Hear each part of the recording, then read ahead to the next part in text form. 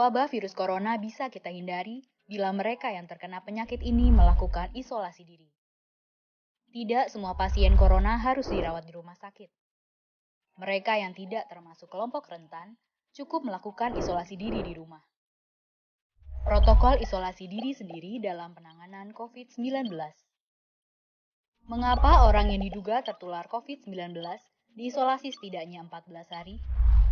Gejala COVID-19 biasanya muncul dalam rentang 1-14 hari berupa batuk, demam, atau sesak nafas.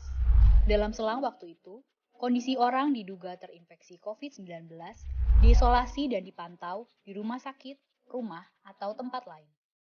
Untuk memastikan infeksi, akan dilakukan tes beberapa kali. Apabila Anda bukan kelompok rentan seperti lansia atau memiliki penyakit kronis lain seperti diabetes, jantung, kanker, penyakit paru kronik, AIDS, penyakit autoimun, dan sejenisnya, maka Anda dapat secara sukarela atau berdasarkan rekomendasi petugas kesehatan melakukan isolasi mandiri. Apakah isolasi mandiri itu? Isolasi mandiri adalah upaya mencegah penyebaran COVID-19 dengan berdiam diri di rumah sambil memantau kondisi diri kita, seraya tetap menjaga jarak aman dari orang sekitar atau keluarga. Siapa yang perlu melakukan isolasi mandiri?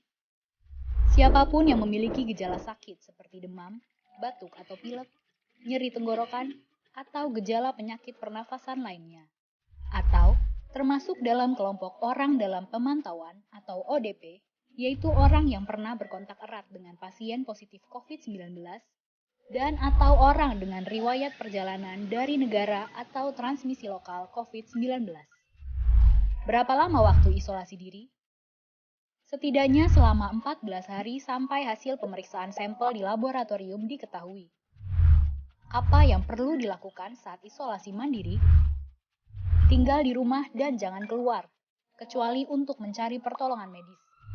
Sebisa mungkin, gunakan kamar terpisah dan selalu jaga jarak setidaknya 1 meter dari anggota keluarga lain. Selalu gunakan masker selama masa isolasi diri. Ganti masker secara rutin apabila basah atau kotor. Lakukan pengukuran suhu harian dan observasi gejala seperti batuk atau kesulitan bernafas.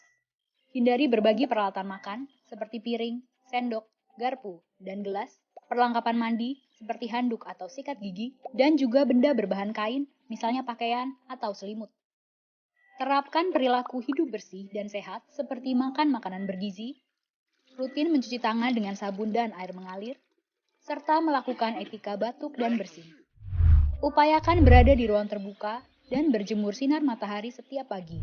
Jaga kebersihan rumah dengan cairan disinfektan, terutama untuk area atau permukaan yang sering tersentuh tangan.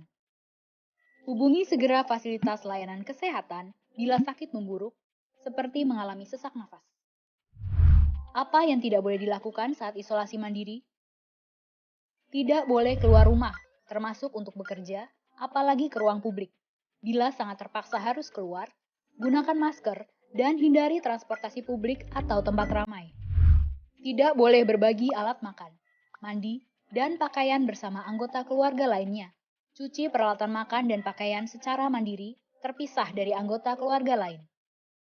Bila harus berbagi kamar mandi atau mesin cuci pakaian, maka bersihkan dengan desinfektan setelah dipakai.